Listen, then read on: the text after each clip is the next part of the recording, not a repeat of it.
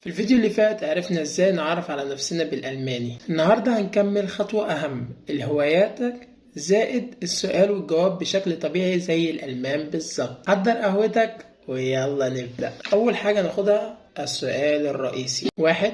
Was sind deine Hobbys؟ معناها ما هي هواياتك؟ ممكن سؤال بديل بيها نقول Was machst du in deiner Freizeit؟ معناها ماذا تفعل في وقت فراغك؟ وعلى فكرة دي البديل والاتنين صح. Freizeit يعني وقت فراغك. الإجابة بمستوى A2. نقول إيه؟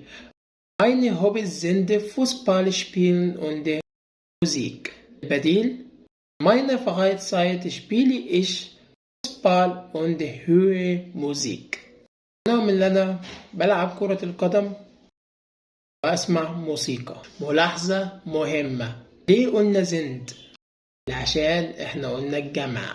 خلي بالك ترتيب الجملة مهم جدا. تعالى بقى ناخدها الإجابة طبيعية جدا بمستوى B1. Meine Freizeit spiele ich gern Fußball und höre gern Musik. ركز معايا بقى في دي قوي. ممكن نقول ich interessiere mich für Sport und höre Musik. interessiere mich für معناها مهتم بيه، والاتنين برضو صح.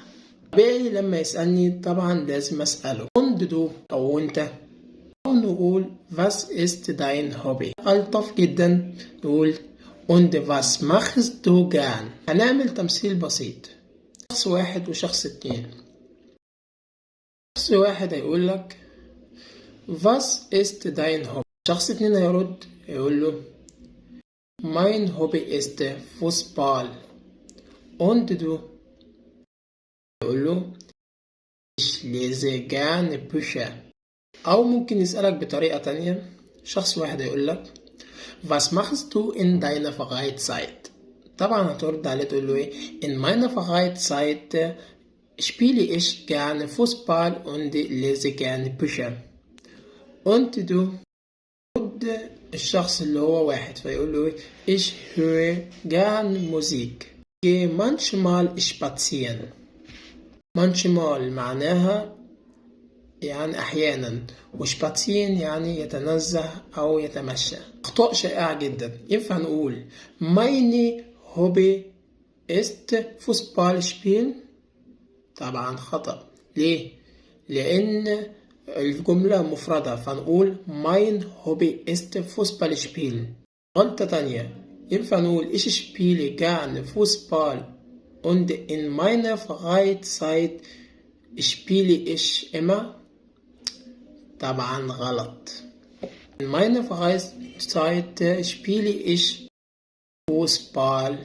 انتبه من الأخطاء دي وركز كويس. دلوقتي دورك في التعليقات اللي انت هتقول ترد على السؤال بتاع الهوايات. اقول لك was machst du in deiner Freizeit؟ او قول was sind deine Hobbys؟ meine Hobbys sind، وتكمل بقى. وكده انتهينا من الفيديو الجاي ان شاء الله هخليك تتكلم عن هواياتك بس تحولها لشغل طبيعي عشان تتكلم اللغة الألمانية بثقة اكتر.